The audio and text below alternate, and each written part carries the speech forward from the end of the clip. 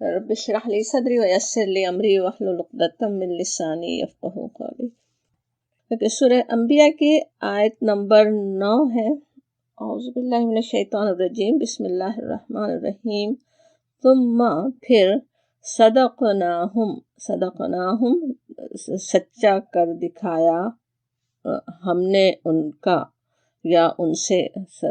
صدقہ ہوتا نا کہ جیسے تصدیق کر دینا، سچ کر دینا، بات سچی ہو گئی، ہم نے کر دیا ان سے سچا الوعدہ، وعدہ، یعنی جو ان سے وعدہ کیا تھا وہ سچ کر دکھایا۔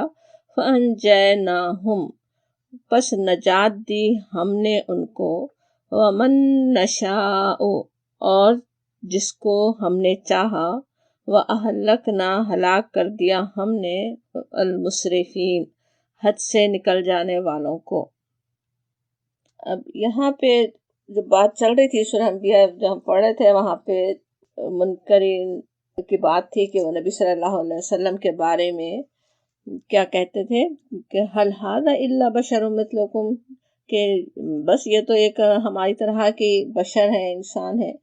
تو ان کو جواب دیا گیا تھا کہ پہلے بھی انسان ہی رسول بنا کر بھیجے گئے جو ایسا جسم رکھنے والے تھے جنہیں کھانے کی ضرورت ہوتی ہے، پچھلی آیت میں ہی تھا، آیت نمبر 8 میں۔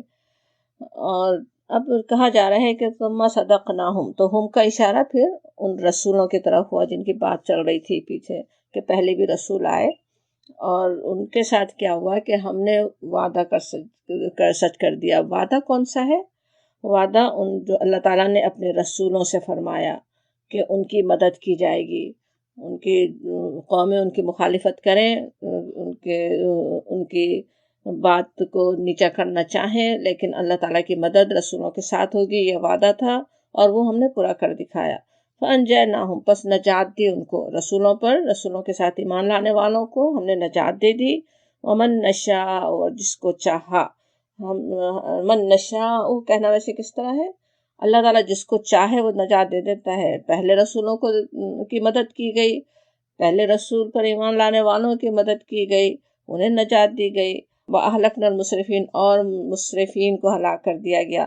تو اسی سے پھر یہ بھی سمجھ میں آتی ہے بات کہ یہ صرف کوئی ماضی کی داستان نہیں ہے، یہ بس پاسٹ میں نہیں ہوا تھا، بلکہ ابھی بھی اس وقت کے اہل مکہ کے لیے بھی تنبیہ ہے اور آج کے لیے بھی اسی طرح، کہ اللہ تعالیٰ اسی طرح کرنے والا ہے، جس کو چاہے نجات دے، جسے چاہے ہلاک کر دے۔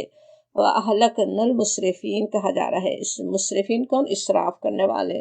اسراف کا مفہوم ہم نے پیچھے سورہ بقرہ میں اور سورہ بنی اسرائیل میں جہاں انفاق کے احکامات تھے سمجھ چکے تو ہیں، لیکن جس طرح اللہ کے دیے ہوئے مال کا غلط استعمال، غلط طریقے سے کرنا، غلط جگہ استعمال کرنا اللہ کو سخت ناپسند ہے، اسی طرح اللہ کی دی ہوئی دوسری نعمتوں میں اسراف بھی اللہ کے غضب کو دعوت دینے والا ہے۔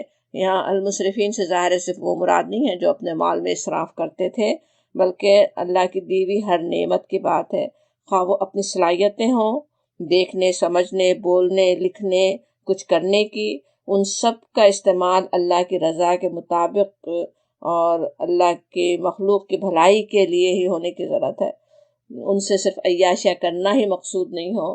اسی طرح اور ساری نعمتیں بھی ہیں، اولاد ہے، گھر بار، رشتہ دار، دنیا کی بے حساب نعمتیں جسے انسان فار گرانٹیڈ لیتا رہتا ہے، انہیں اسپوائل کرنے والے نہیں ہوں اللہ کی نعمتوں کو، بلکہ ان کا صحیح حق ادا کرنے والے ہوں، یہ بھی سمجھ میں آتا ہے۔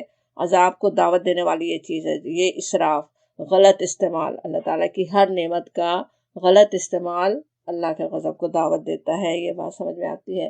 اور پھر کہا جا رہا ہے آیت نمبر 10 سورہ انبیاء ہم پڑھ رہے ہیں، لقد کیا ہے؟ ڈبل تاکید، ضرور، ضرور، تحقیق، ضرور ایسا ہے۔ اب جملے کے اندر زور بھی بہت پیدا ہو جاتا ہے جب لقد سے شروع ہو رہا ہو۔ انزلنا نازل کی ہم نے، الیکم تمہاری طرف، کم ہے جمع کے صیغے میں، بات صرف یہ نہیں ہے کہ نبی پر، اللہ کے رسول پر نازل ہو رہا ہو، بلکہ تمہارے لیے اللہ تعالیٰ نے کتاب سب کے لیے نازل کی نا۔ لقد انزلنا ہم نے نازل کی، الیکم تمہاری طرف، پورے اہل مکہ سے خطاب ہے، ہم سارے انسانوں سے خطاب ہے، ہم سب بھی اس میں شامل ہیں۔ کتابن ایسی کتاب، فیہی اس میں، ذکرکم ذکر تمہارا، یہ بھی جمع کے صیغے میں آ رہا ہے، افلا تعقلون، پھر کیا تم سمجھتے نہیں ہو، کیا پھر تم عقل نہیں رکھتے ہو؟ ذکرکم، تمہارا ذکر کہنے کا کیا مطلب ہے نا کہ تمہاری ہی بات ہو رہی ہے. ایک تو خاص خطاب قریش سے ہے، اس وقت اہل مکہ سے ہے، کہ تمہاری بات ہی ہو رہی ہے کہ جس طرح ہم نے پچھلی قوموں کو ہلاک کرنے سے پہلے ان کی تذکیر کے لیے، ان کی یاد دہانی کے لیے رسول بھیجے تھے کہ ان پر حجت تمام ہو جائے، اسی طرح تمہارے پاس بھی اب تمہارے رب کی طرف سے وحی آ رہی ہے جس میں تمہیں جیسے اچھی طرح یاد دہانی کروائی جا رہی ہے. اب تم کوئی عذر نہیں کر سکتے، یہ ساری چیزیں یاد دلائی جا رہی ہیں ان کو بھی. اور پھر ساتھ ہی ایک عمومی خطاب ہے، عام تمام انسانوں سے، ہر انسان سے کہا جا رہا ہے کہ اس میں تمہارا ہی ذکر ہے. اللہ تعالیٰ نے انسانوں کے لیے ان کے حال احوال کے ساتھ کتاب اتاری ہے جس میں ان کی نفسیات، انسانوں کی نفسیات، ان کی زندگی کے معاملات، ان کی فطرت، ان کی پیدائش کا مقصد، ان کے اخلاق کے لیے کیا بہترین چیزیں ہیں، ان سب کا بیان ہے. اصل موضوع، اصل ٹاپک اس کتاب کا کیا ہے؟ انسان ہے، انسانوں کے لیے بات ہے. تم اس ذکرکم، تمہارا ہی ذکر ہے، تمہارے ہی لیے ہے. انسان کے کیسے فطرت میں ہوتا ہے نا کہ خاص اس کے بارے میں جو بات اگر ہو رہی ہو تو کیسے کان کھڑے ہو جاتے ہیں نا. کسی کا سوچے کوئی پروفیشن ہے، یا یہ کہ کون سی ایتھنیسٹی سے تعلق رکھتا ہے، کیا اس کے انٹرسٹ ہے، اس کے بارے میں مٹیریل کہیں بھی نظر آئے تو کس طرح فوراً اس کی طرف ہاتھ بڑھے گا نا، وہ چاہے گا لینا. اور یہ اللہ کی کتاب تو خاص تمہارے بارے میں ہے، تمہاری زندگی کے لیے پورا مینول تمہیں دے دیا گیا، تمہیں کیا کرنا ہے بتا دیا گیا. تو اسے پھر کیسے پیچھے ڈالتے ہو؟ اسی لیے کہا جا رہا افلا تعقلون، کیا تم عقل نہیں رکھتے؟ اللہ نے عقل دی تھی، اس عقل سے کام نہیں لیتے، سمجھتے نہیں ہو، تفکر نہیں کرتے، نصیحت حاصل نہیں کرتے. افلا تعقلون کہنے میں سخت تنبیہ بھی ہے نا کہ کیا ہوا تمہاری عقل کو، کیوں نہیں سوچتے؟ جیسے کہا جا رہا ہو نا، ہمیں بھی دیکھنے کی ضرورت ہے کہ ہم عقل سے وہ کام لے رہے ہیں جس کے لیے اللہ نے یہ عقل دی، اس سے بات سمجھ رہے ہیں کہ نہیں. جو سب سے اہم ترین ہماری زندگی کی جو سب سے بڑی ضرورت ہے، اللہ کی کتاب، اس سے ہمارا کتنا انٹرسٹ ہے، اس میں ہم کتنی دلچسپی لیتے ہیں، وہ اس کے بارے میں ہم کتنا جانتے ہیں، ہم کتنا اس کو پڑھتے ہیں، کتنی وہ ہمارے سامنے رہتی ہے، وہ خود ہمیں سوچنے اور دیکھنے کی ضرورت ہے. اور پھر عقل سے پڑھتے بھی ہیں کہ نہیں.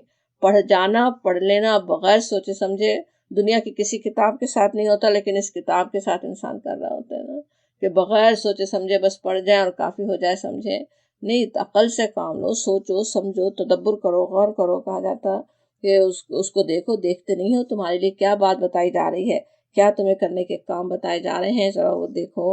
اور پھر کہا جاتا آیت نمبر 11، وَكَمْ، اور کتنی، قسمنا، ہلاک کی ہم نے، من قریتن، بستیوں میں سے، کانت ظالمت، ظالم تھیں، وہ ستم کرنے والی تھیں، ظلم کرنے والی تھیں. وَأَنشَأْنَا، اور پیدا کیے ہم نے، بعدہا، ان کے بعد، قومن آخرین، دوسرے لوگ پھر ہم نے پیدا کیے. وَكَمْ، اور کتنی، اب یاد دلایا جا رہا ہے، تنبیہ ہو رہی ہے. اب سوچو کس طرح سے آج تم اس کتاب سے لاپرواہی برتو، اس کتاب کا تم حق نہ ادا کرو. اس سے پہلے جو ان لوگوں نے کیا ان کے ساتھ کیا ہوا.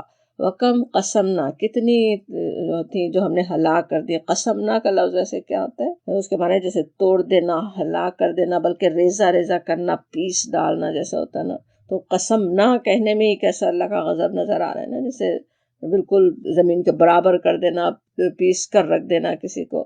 من قریۃ، بستیوں کو پیس کر رکھ دیا گیا، زمین بوس کر دیا گیا، زمین کے برابر کر دیا گیا، انہیں ہلاک کر دیا گیا. کیونکہ کانت ظالمتن، کیونکہ وہ تھی ظالمہ. ظالمہ ظاہر ہے وہ تھے نا جو اس بستی میں رہنے والے، ہم نے اس کو ہلاک کر دیا. کہا جاتا اور انشانا، اور پیدا کیے. انشانا کا لفظ کیا ہوتا ہے؟ جیسے اٹھانا کسی کو. اللہ تعالیٰ کے لیے کسی ایک قوم کو مٹا دینا، دوسری قوم کو لا دینا کچھ مشکل نہیں ہے. جیسے یہ کہا جا رہا نا، آج اللہ کی نافرمانی کرو، جس کام کے لیے تمہیں دنیا میں پیدا کیا گیا، اٹھایا گیا، وہ کام تم نہ کرو، دنیا میں فساد پھیلاؤ، ہو سکتا ہے تمہارا خاتمہ کر دیا جائے. اور اس کی جگہ اللہ تعالیٰ آسانی سے قومن آخرین، دوسری قوم لا سکتا ہے، وہ کچھ اللہ کے لیے مشکل نہیں ہے. صرف بستیوں ہی کی بات نہیں ہے، ہر انسان کے لیے بھی وہی بات ہے، ہر گروہ، ہر فرد کے لیے بھی، کہ اللہ تعالیٰ جب چاہے جس کو چاہے ختم کر دے. آج اللہ تعالیٰ نے موقع دیے ہوئے ہر ایک کو نا، صرف زندگی نہیں دی، زندگی کے ساتھ کتنے مواقع دیے ہوئے ہیں، صلاحیتیں ہیں، کیسی کس سچویشن میں پیدا کیا ہوا ہے، کیا کچھ اللہ تعالیٰ نے اختیارات اسے بخشے ہوئے ہیں. ہر انسان کے پاس کچھ ہے نا اختیارات، جن سے کام لے کر وہ بہت کچھ صحیح کام کر سکتا ہے. کتنے لوگوں کی وہ تربیت کر سکتا ہے، کتنے لوگوں کو اللہ کی طرف بلا سکتا ہے، کہ کیا کچھ وہ کرنے کے قابل ہے. اللہ تعالیٰ نے اتنی اس کو عقل اور سمجھ اور شعور سب کچھ دیا ہوا ہے. بولنے کی صلاحیتیں اسے دی ہوئی ہیں، سننے سمجھنے کی صلاحیتیں دی ہوئی ہیں. ان سے اگر وہ کام ہی نہیں لیتا جو کام لینا چاہیے، تو پھر اللہ کو کیا ضرورت ہے اس رکھنے کی. چاہے تو اللہ تعالیٰ موقع دیتا رہتا ہے. اللہ تعالیٰ بہت رحیم ہے. ایسا نہیں ہے کہ کوئی صحیح کام نہیں کر رہا فوراً پکڑ لیا جائے، فوراً ختم کر دیا جائے. مہلت ملتی ہے، اور لمبی مہلت بھی ملتی ہے، لیکن ڈرنے کی ضرورت ہے. خاتمہ بھی ہو سکتا ہے. یہاں پہ اگر نہ بھی پکڑا جائے تب بھی وہاں تو پکڑ ہونی ہی ہے کہ کیوں نہیں کیا وہ کام جو کرنا تھا. اور ان بستیوں کا کیا تھا، ان بستیوں کا تھوڑا سا حال بتایا جاتا ہے کہ جب وہ پکڑی گئیں تو پھر کیا ہوا. فلما، پھر جب احسو محسوس کیا انہوں نے. پتہ بھی چل رہا ہوتا نا، اب ادھر سے آندھی اٹھ رہی ہے، ادھر طوفان آنے والا ہے، یا کوئی زلزلے کے آثار نظر آ رہے ہیں. جب انہوں نے محسوس کیا، محسوس ہو جائے، جب تک نہیں مانتے نا، جب تک رسول کا انکار ہی کرتے رہتے ہیں، جب تک رسول کا مذاق ہی اڑاتے رہتے ہیں. کہاں ہے عذاب، کدھر ہے، تم کس عذاب سے ڈرا رہے ہو ہمیں، یہ کہتے ہیں. جب محسوس کر لیا، جب آنکھوں سے دیکھ لیا، جب پتہ چل گیا، بأسنا، ہمارا عذاب، اذا ہم، تب وہ اس وقت پھر کیا ہوا، اذا ہم منہا، وہ اس سے، اس عذاب سے پھر وہ بھاگنے کی، یرکضون، وہ کوشش کرنے لگے، بھاگنے لگے. رکضا جو ہوتا ہے رے کاف دواد، جیسے بہت تیز، اصل تو ہوتا بہت تیزی سے پیر ہلانے کے لیے، تو اسی سے سٹپٹ دوڑنا، جیسے اردو میں ہم کہتے ہیں نا بہت تیزی سے دوڑنے کی بات ہو سکتی کہ بہت تیز وہ دوڑ رہے ہوں. جیسے پیر ہلانے کی بات ہے تو اسی سے، جیسے سواری کو ایڑ لگانا کہتے ہیں نا، ایڑی سے دھکا دے کر سواری کو تیز چلانے کی کوشش انسان کرتے ہیں نا، تو وہ بھی ہے کہ تیز دوڑنے کے لیے اپنی سواریوں کو تیز دوڑا رہے ہوں. ایڑ لگانے کی بھی بات بھی ہو سکتی ہے کہ وہ یرکضون، دوڑ رہے ہیں، خود بھاگ رہے ہیں، اپنی سواریوں کو بھگا رہے ہیں، اور وہ کوشش کر رہے ہیں کہ وہاں سے نکل بھاگیں. اور ان کو کہا کہ کیا جاتا ہے، لا ترکضو، مت بھاگو، مت دوڑو، ورجعو، اور لوٹ جاؤ، الی ما اترفتم فی، الا طرف ما، جو اترفتم، تم جو عیش دیے گئے تھے، فی اس میں، ومساکنکم، اور اپنے مساکن میں، اپنے گھروں میں، لعلکم تسألون، تاکہ تم سے پوچھا جائے. اب یہ کیسا تنزیہ جملہ لگتا ہے نا. اب تو عذاب آ چکا، اب تو پکڑ میں آنا ہی ہے، اب کوشش بیکار ہے جیسے کہا جا رہا ہو. اب مت بھاگو، اب کیا کرو گے بھاگ کر، ورجے ادھر ہی جاؤ، واپس جاؤ. الا ما اترفتم فی، یہ بھی کتنا جیسے طنز بھرا جملہ ہے نا. انسان جو جب اس کو مہلت دی گئی تھی، جب سب کچھ دیا گیا تھا، اس وقت تو آنکھیں بند کیا ہوا تھا کہ آگے کیا ہو سکتا ہے، کیسی پکڑ آ سکتی ہے.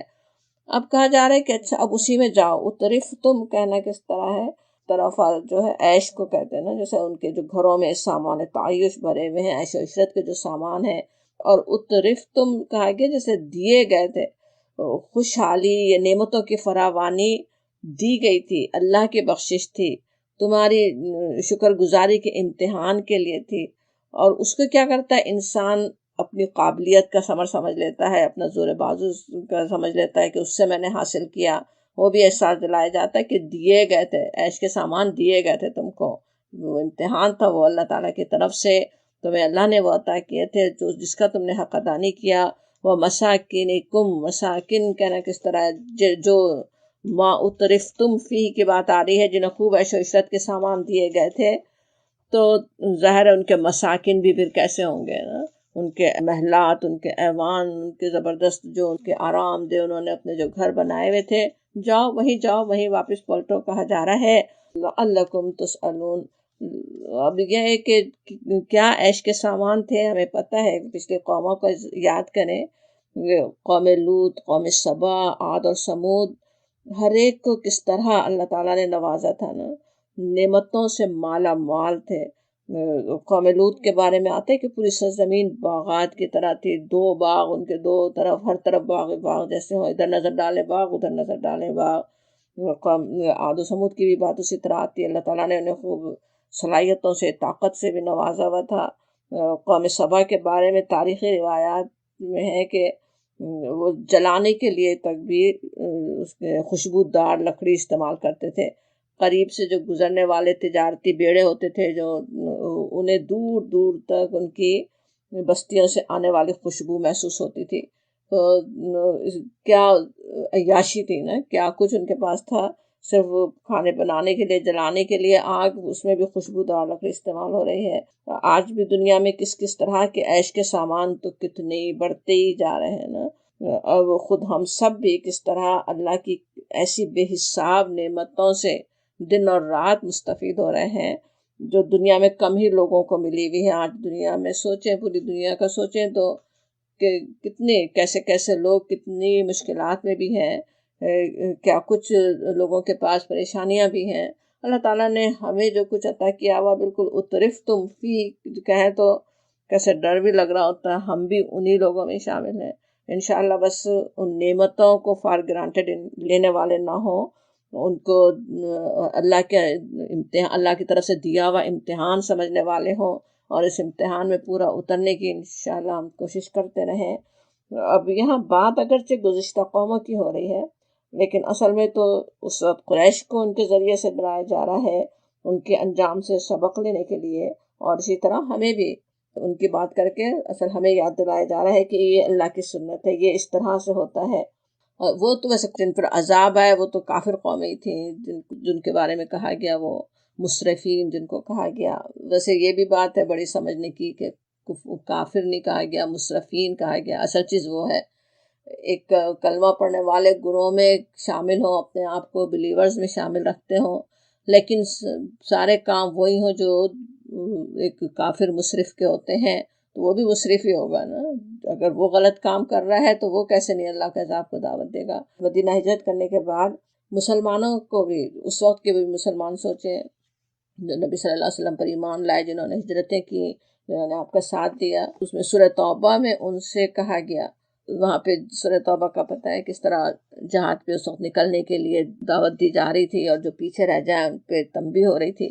تو وہاں پہ کہا گیا، قل کہہ دیجئے، آپ صلی اللہ علیہ وسلم سے کہا جا رہا ہے کہ آپ ان سے کہیں، ان کان آباؤکم، بہت ہی غور سے سمجھنے والی وہ آیت ہے، ہم میں سے ہر ایک سے جیسے خطاب ہو نا، کہ اگر ہو آباؤکم و ابناؤکم، باپ تمہارے اور تمہارے ابناؤکم تمہارے بیٹے، و اخوانکم اور تمہارے بھائی، و ازواجکم اور تمہارے ازواج، و عشیرتکم اور تمہارے عزیز و اقارب، و اموال اقترفتموہا اور اموال جو تم نے کمائے ہیں، اور و تجارت تخشون کسادہا اور وہ کاروبار جن کے ماند پڑ جانے کا تمہیں خوف ہے، و مساکن تردونہا اور گھر جو تم کو پسند ہے، احب الیکم من اللہ و رسولہ و جہادہ، احب الیکم زیادہ پسند ہے تمہیں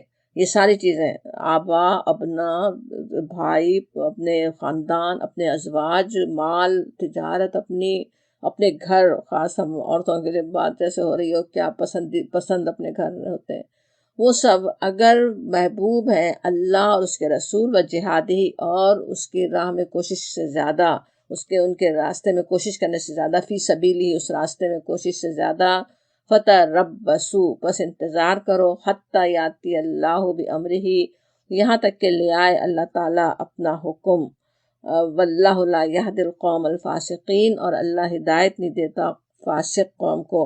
اور وہاں وہ اس اہل ایمان گروہ سے مدینے کی بستی میں کہا گیا کہ وہ فاسق ہوں تو ہدایت نہیں ملتی، اور فاسق کون ہے؟ جو اللہ کی پکار پہ لبیک نہ کہیں، جو اٹھے نہیں، جو اللہ کے دین کے لیے جو کوشش کرنے کی ضرورت ہے، اپنے اللہ اور اپنے رسول کی محبت کا حق ادا کرنے کے لیے جو کام کرنے کی ضرورت ہے، اس میں اگر پیچھے رہیں، اس سے نہیں ہٹیں، تو پھر انتظار کرو کہ اللہ اپنا حکم لے آئے۔ اب اس میں صرف انتظار کرو کہنا کیا ہوگا کہنے کے بجائے، انتظار کرو کہنے میں اور کتنی بڑی تنبیہ ہے۔ اللہ تعالیٰ کسی بھی طرح پکڑ سکتا ہے، کیا عذاب ہو سکتے ہیں، کیا کچھ ہو سکتا ہے، اس سے ڈرو کہا جا رہا ہے نا۔ تو اس میں ہمیں فکر کتنی کرنے کی ضرورت سمجھ میں آتی ہے نا۔ انسان اپنی دنیا میں مگن، دنیا میں نہ لگا رہے، اپنے دنیا کی فکر میں اپنے آخرت کو برباد نہ کر دیں نا. اپنا جائزہ ہمیں لینے کی ضرورت ہے کہ ہم ایک مسلمان کی حیثیت سے اپنی ذمہ داریاں پوری کر رہے ہیں یا نہیں. اللہ تعالیٰ ہم سے جو کام لینا چاہتا ہے وہ کر رہے ہیں یا اپنی دنیا میں مگن ہیں، یہ اصل سوچنے کی ضرورت ہے. اور پھر اسی آیت میں ہے نا کہ لعلکم تسألون، اور شاید کہ تم سے پوچھا جائے. یہ شاید تم سے پوچھا جائے، یہ بھی بڑی معنی خیز بات ہے کہ شاید کہ تم سے پوچھا جائے. ایک تو گویا طنز سے کہا جا رہا ہے، جیسے طنزیہ بات ہی چل رہی تھی نو پر ان سے کہ جاؤ واپس جاؤ اپنے گھروں میں جہاں پہ تم عیش تمہیں ملے ہوئے تھے. تو ان سے یہ بھی کہا جا رہا ہے کہ واپس جاؤ، شاید تم سے پوچھا جائے. پوچھے گا کون؟ جیسے پہلے تمہارے خدمتگار تمہیں پوچھتے تھے، تمہارا حال پوچھ رہے ہیں، تم کیا ہو رہا ہے، تمہاری مدد کرنا چاہ رہے ہیں، یا یہ کہ تم کس حال میں گزرے کل کوئی تم سے پوچھے. جو سب سے زیادہ بڑی بات ہے وہ یہ کہ لعلکم تسألون کہنے سے کہ تنبیہ ہو رہی ہے کہ تم سے پوچھا جائے گا، تم سے باس پرس ہوگی، پوچھ گچھ ہوگی کہ اللہ نے تمہیں کیا نعمتیں دی تھیں، ان کے ساتھ تم نے کیا کیا، کیا نافرمانیاں کر رہے تھے. یہاں پہ یعنی جو سوال کہا جا رہا ہے کہ تم سے پوچھا جائے گا لعلکم تسألون، بالکل وہی جیسے سورہ التکاثر کے آخر میں کہا گیا تھا نا، اس طرح کا ہے یہ بھی.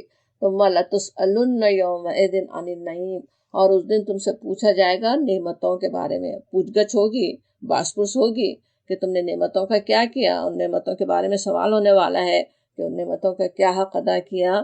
تو وہ اصل تنبیہ یہاں پہ لعلکم تسألون، تاکہ تم سے پوچھا جائے، باس پرس ہو تم سے.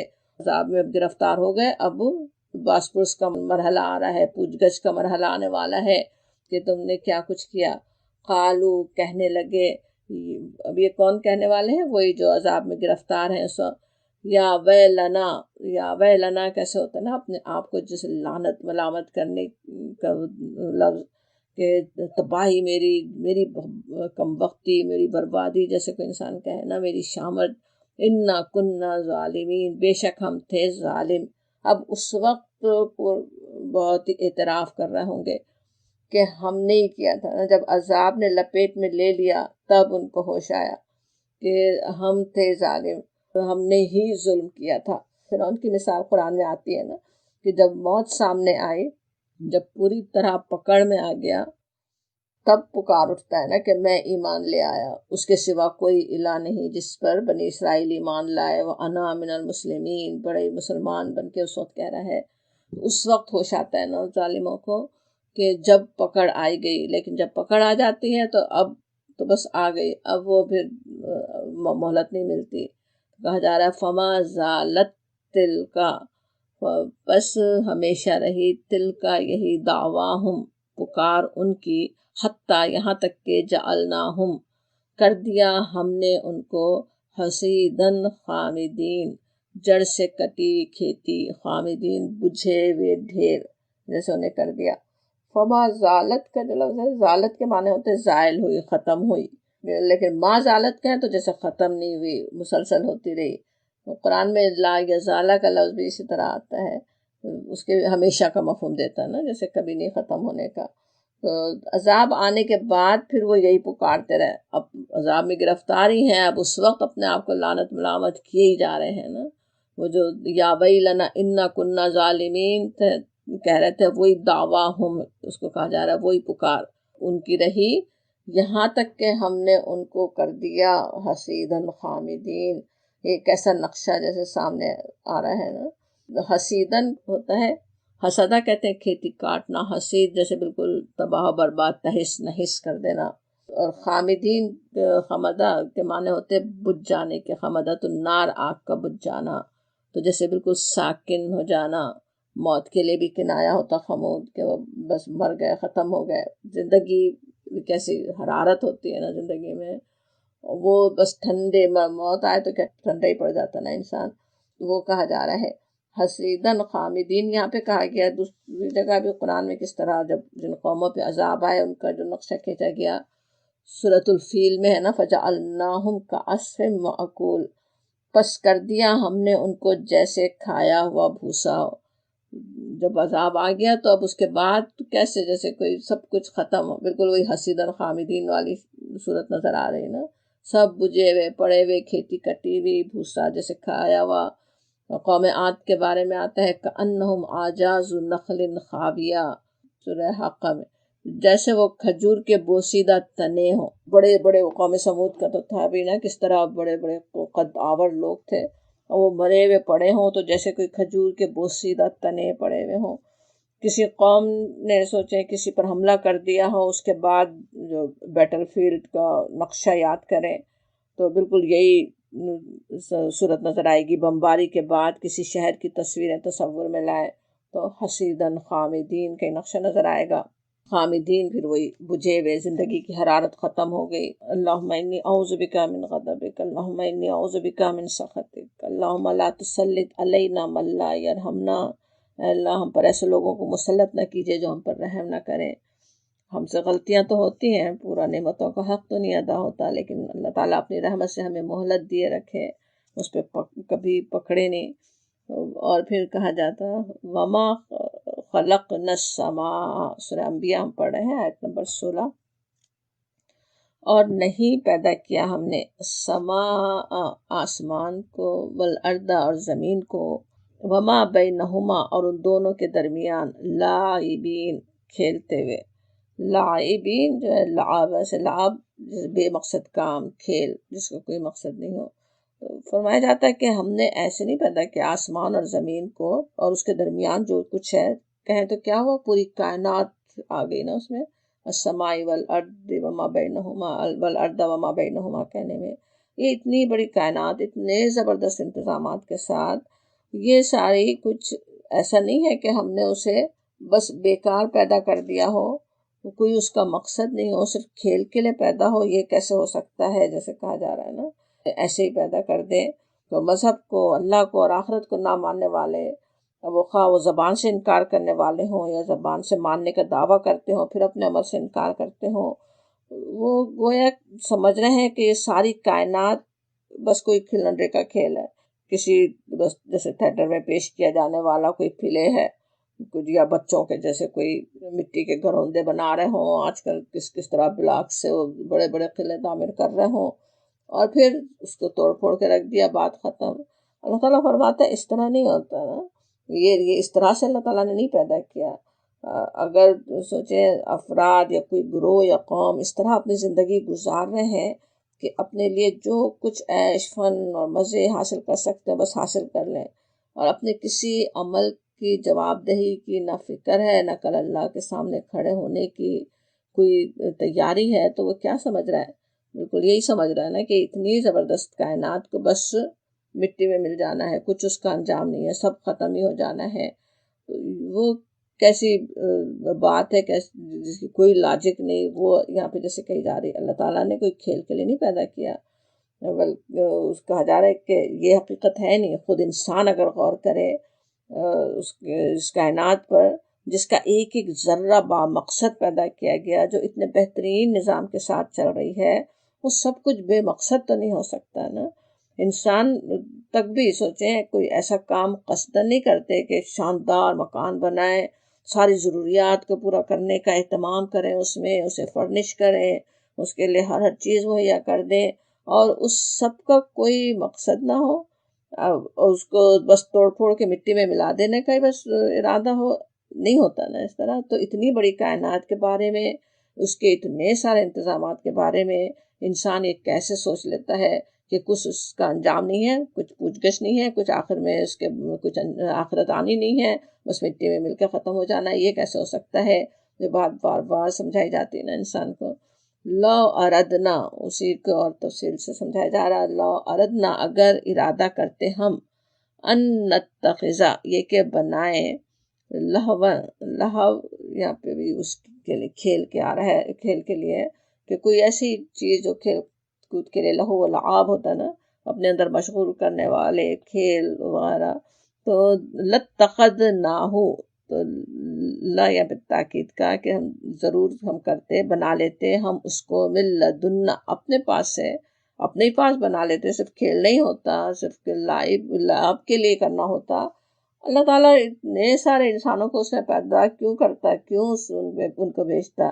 ان کن فاعلین، اگر ہمیں کرنا ہی ہوتا، یعنی ایسا کام کرنا ہوتا تو خود ہی بنا سکتے تھے۔ اصل تو بات یہ سمجھائی جا رہی ہے کہ اللہ تعالیٰ کی ہستی ایسے لغو کام سے بہت بالا ہے کہ اتنا ایسا بے مقصد کام کرے جس کا کوئی انجام ہی نہیں ہو، یہ ہو نہیں سکتا۔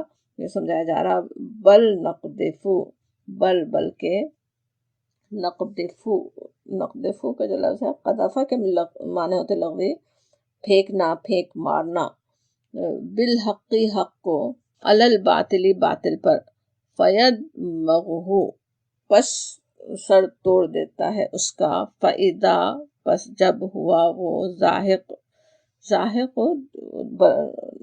نابود ہونے والا ہے، ختم ہونے والا ہے، وَلَكُمُ الْوَيْلُ اور تمہارے لیے الویل خرابی ہے، مما تصفون اس سے جو تم باتیں بناتے ہو۔ اب بل سے بات جو شروع ہو رہی ہے وہ کیا ہے؟ جو پہلے بات کہی گئی تھی نا کہ جیسے تم سمجھ رہے ہو کہ کوئی مقصد نہیں ہے، صرف کھیل کے لیے ہے، دنیا کو بس ختم ہونا ہے، آخرت نہیں ہے، وہ ساری باتیں صحیح نہیں ہے۔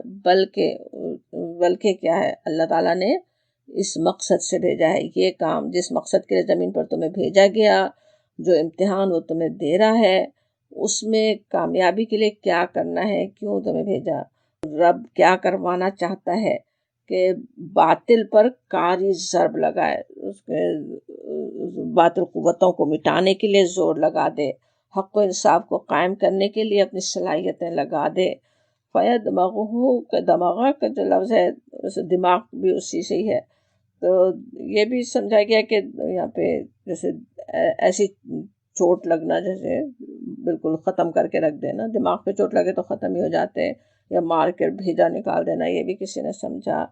یہ دماغہ ویسے نرم چیز کو بھی کہتے ہیں، تو وید مغہو جیسے وہ نرم والا ہے، وہ اس کو ختم کیا جا سکتا ہے، یہ بھی کسی نے سمجھا۔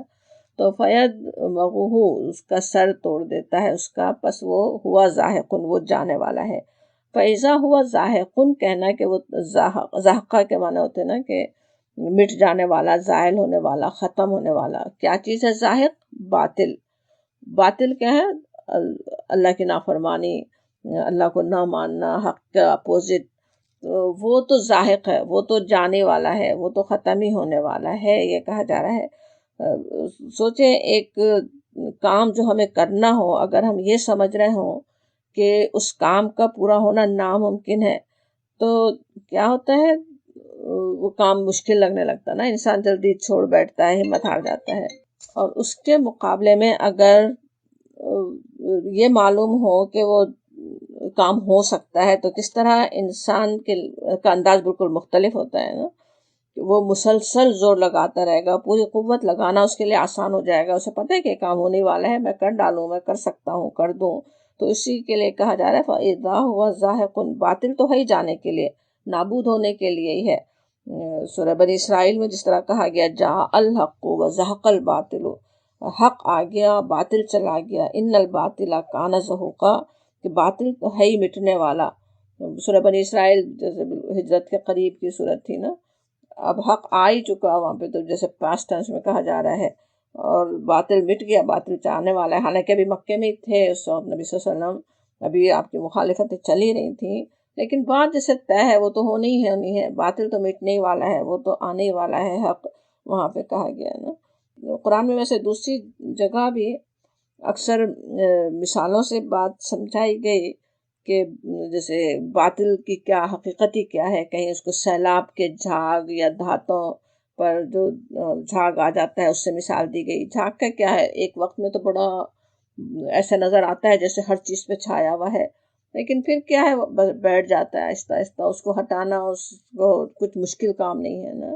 کہیں جھاڑ جھنکار سے اس کی مثال دی گئی، جیسے سوچے ویڈ وغیرہ کیسے ایک وقت میں تو بڑی بہت چھائے ہوئے نظر آ رہے ہوں، لیکن آسانی سے انہیں اکھاڑ پھینکا جا سکتا ہے، آسانی سے انہیں ہٹایا جا سکتا ہے، بس خالص ایمان کی طاقت کی ضرورت ہوتی ہے۔ یہ آیات ایسے کیسی ہمت دینے والی بھی ہوتی ہے نا، ہر زمانے میں بھی ایسے لگ رہا ہوتا، آج بھی ایسے لگتا ہے، باطل قوتیں اتنی زور پکڑ رہی، پتہ نہیں کیا کیا سازشیں ہیں، کون کتنی طاقتیں ہیں، کیا کچھ کر سکتی ہیں، انسان ان سے ہی مرعوب ہو رہا ہوتا ہے نا۔ حالانکہ وہ سب شیطانی طاقتیں، شیطانی قوتیں، شیطانی کام سب اسی طرح ہے، اوپر سے بہت زیادہ لگ رہا ہوتا ہے، لیکن ان کو ہٹا دینا اگر ایک مومن چاہے، مومن کوشش کرے پورے خلوص سے، اس کے لیے کچھ مشکل نہیں ہوتا۔ شیطان پہ قابو پا لینا کچھ مشکل نہیں ہے، اپنے نفس کے شیطان پہ قابو پانا بھی اسی طرح ہی ہے۔ بڑا ہی طاقتور تو لگتا ہے، بار بار بہکا تو سکتا ہے، لیکن اس کو اگر ایمان ہے، ایمان کی طاقت ہے، تو اس پہ انسان آسانی سے قابو پا سکتا ہے، آسانی سے اسے ہرا سکتا ہے۔ تو بالکل اسی طرح یہاں پہ کہا جا رہا ہے کہ فَإِذَا هُوَ زَاهِقٌ، وہ تو ہے ہی مٹنے والا، وہ تو ہے ہی جانے والا باطل تو۔ اور یہ کام ہے اصل کرنے کا، باطل کے خلاف کھڑے ہونے کی ضرورت ہے ایک مومن کو، وہ کوشش کرنے کی ضرورت ہے، اس کے لیے اصل کوشش کرنا ہے۔ وَلَكُمُ الْوَيْلُ مِمَّا تَصِفُونَ، اور تمہارے لیے تباہی ہے ان باتوں کی وجہ سے جو تم بناتے ہو۔ تصفون، جو باتیں کرتے ہو، جو بناتے ہو، یہ باتیں کون سی؟ یہ دنیا کے بارے میں جو غلط تصورات ہیں، یا آخرت کے بارے میں جو غلط تصورات ہیں کہ وہ ہوگی نہیں، ہوگی بھی تو کوئی شفاعت مل جائے گی، کچھ اپنے حساب کتاب کا صحیح پتہ نہیں ہے کہ کیسے کیا ہونا ہے، تو وہ جو باتیں جو تم باتیں بناتے ہو وہ اس خرابی ہے۔ الویل ویسے کہنا کیسے ہوتا ہے؟ تباہی، بربادی ہے نا۔ ایسی باتیں کی وجہ سے کیا انسان اپنی تباہی کر لیتا ہے نا، غلط عقائد رکھ لے، غلط قسم کے عقیدے رکھ کے اس پہ مطمئن بیٹھا رہے کہ بس ہو ہی جائے گی بخشش، بس ہو دیکھا جائے گا، فلاں کام آ جائے گا، ہم فلاں کی نسل سے ہیں، فلاں سے تعلق رکھتے ہیں، اور وہاں تو بس بخشش ملنی ہے۔ تو کس طرح انسان اپنی تباہی کر لے گا؟ وہ کہا جا رہا ہے وَلَكُمُ الْوَيْلُ مِمَّا تَصِفُونَ۔ اور پھر کہا جا رہا آیت نمبر 19، وَلَهُ، اور اسی کے لیے، مَا فِي السَّمَاوَاتِ، جو کچھ آسمانوں میں ہے، وَالْأَرْضِ، زمین میں، وَمَا عِندَهُ، اور جو اس کے پاس ہے، لا یستکبرون، نہیں سرکشی کرتے، ان عبادتی ہی، اس کی عبادت سے، ولا، اور نہ، یستحسرون، اور نہ وہ اکتاتے ہیں۔ حسرہ کے معنی ہوتے ہیں جیسے تھک جانا، بہت ہی تھکن سے سست جیسے انسان پڑ جائے نا، اس کو کہا جاتا۔ اب یہاں پہ جو ہے موضوع تھوڑا سا بدل رہا ہے، جیسے اوپر جزا و سزا کے لازمی ہونے پر دلیلیں تھی نا، اب آگے توحید کا بیان آ رہا ہے۔ اور لیکن ساتھ ہی یہ بھی ہم دیکھ رہے ہیں کہ پیچھے جیسے سورہ مریم، سورہ طٰہٰ میں بھی ہم نے دیکھا، آخرت کے انجام کے فوراً بعد ہی یہ بات بھی سمجھائی جاتی۔ اوپر سے ہم پڑھتے آ رہے ہیں نا کیسے آخرت آنا لازمی ہے، اس کی کیسی اس کی لاجک ہے، کتنا وہ ضروری ہے، وہ سب ہم سمجھ رہے تھے۔ اور اس کے بعد پھر شفاعت کی بھی بات ہوتی، کیونکہ شفاعت کے بارے میں اگر غلط تصورات، غلط فہمیوں کا انسان شکار رہے تو آخرت کی جزا و سزا کا اصل مقصد ہی باقی نہیں رہتا نا پھر تو۔ اب آخرت پہ ایمان بھی رکھ لے مگر یہ سمجھے کہ بس صرف شفا سے بخشے جانا ہے، میرے پیغمبر، میرے پیر و مرشد، نبی، انبیاء، کوئی ملائکہ پہ بھروسہ رکھ لے، اور اس کے بعد خود تو لہو و لعب میں لگا رہے، جتنے چاہے گناہ کرتا رہے، معافی تو بہرحال ہو جائے گی۔ تو یہ ہو سکتا نا پھر، تو اس وجہ سے اس کی نفی کی جاتی۔ اب عربوں کا خیال جو تھا وہ یہ تھا نا کہ ملائکہ کو اکثر سمجھتے تھے اللہ کی بیٹیاں قرار دیتے، اور انہیں سمجھتے کہ وہ کام آ جائیں گی انہی کے نام کی، انہی کے جیسے ان کے اوتار، ان کی جو دیویاں تھیں وہ اسی پر تھیں، تو انہیں خوش رکھ لیں اور کام بن جائے گا، ملائکہ سارے کام کرنے والے، بس ان کو خوش کر لیں، کام بن جائیں گے، یہ سمجھتے تھے نا۔ تو اس کے لیے یہاں اصل بات بتائی جا رہی کہ اصل حقیقت ہے کیا؟ وَلَهُ، اسی کے لیے، اللہ کے لیے سب کچھ، آسمان و زمین میں جو کچھ بھی ہے سب اللہ کا ہے، اللہ تعالیٰ اون کرتا ہے۔ وہ سارے فرشتوں کو، وہ ایک سے ایک زبردست طاقت رکھنے والے بڑے بڑے فرشتوں کو بھی اللہ تعالیٰ اون کرتا ہے، اس کے ہے، اسی کے لیے ہے سب۔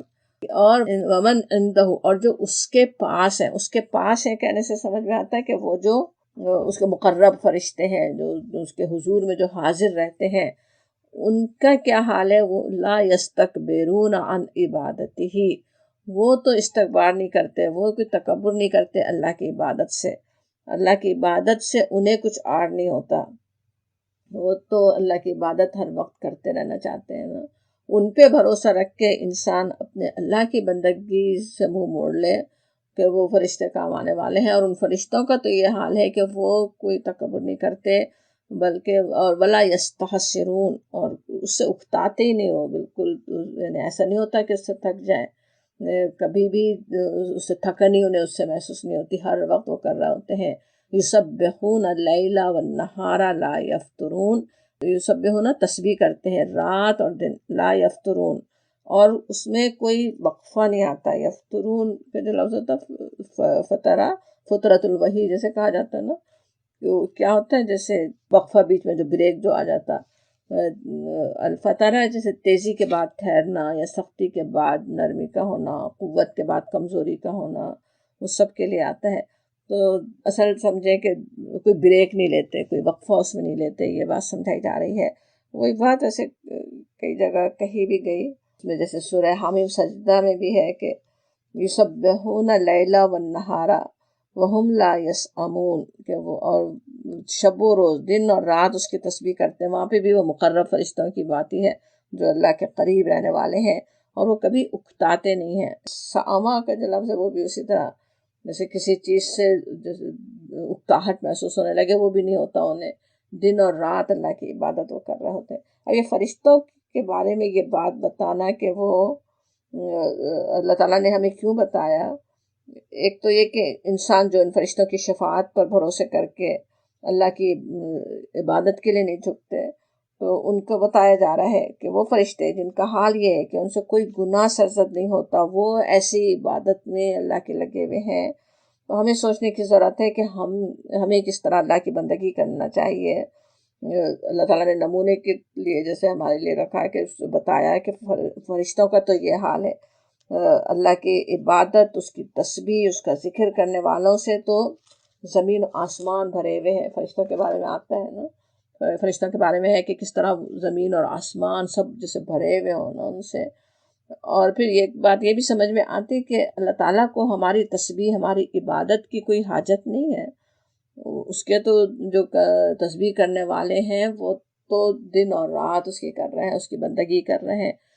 تسبیح میں ویسے دونوں چیزیں شامل ہوتی ہیں نا، کام بھی کرنا، دوڑنا بھاگنا، اس کی اللہ تعالیٰ چاہتا ہے کام کروانا وہ بھی کر رہے ہیں. اللہ سے کی تسبیح زبان سے بھی بیان کر رہے ہیں، اس کا ذکر بھی کر رہے ہیں دن اور رات. اور لا یفترون، اور اس میں کوئی وقفہ نہیں آتا. اب یہ کہ اللہ تعالیٰ کو ہماری تسبیح کی کوئی حاجت نہیں، لیکن ہماری اپنی ضرورت ہے، ہماری اپنی فطرت کا تقاضا ہے. اور اس تقاضے کو اگر ہم پورا کریں تو فرشتوں کے ہم نوا بن جائیں، ان کے ساتھ ہم بھی تسبیح کرنے والے بن جائیں. اس سے پیٹھ موڑیں، اس سے اکتا جائیں، وہ نہیں کرنا چاہیں، اس سے غافل ہو جائیں، تو ابلیس کے ہاتھ لگ سکتے ہیں، ابلیس کے ہاتھ لگ جاتے ہیں نا. تو انشاءاللہ ہم اسی طرح سے اللہ تعالیٰ کا ہر وقت ذکر کرنے والے، اپنے دل میں اللہ کی یاد ہو، زبان پہ جتنا ذکر ہو سکتا ہے وہ ذکر کرنے، اس کی تسبیح کرنے والے ہوں. اور سب سے بڑی تسبیح یہ کہ جو اللہ تعالیٰ نے ہمیں کام دیے ہیں، جو اللہ تعالیٰ ہم سے چاہتا ہے کہ ہم کریں اس دنیا میں، جو ذمہ داریاں اس نے ہم پہ ڈالی ہیں، انہیں ہم اسی طرح پورا کرنے والے ہوں جس طرح اللہ تعالیٰ ہم سے چاہتا ہے. وہی چیز ہے جو اللہ کے عذاب سے بچانے والی ہے، اللہ کے غضب سے بچانے والی ہے، اللہ کی حفاظتیں عطا کرنے، اللہ کی حفاظت اور اس کی عافیت عطا کرنے والی ہے. وآخر دعوانا الحمدللہ رب العالمین.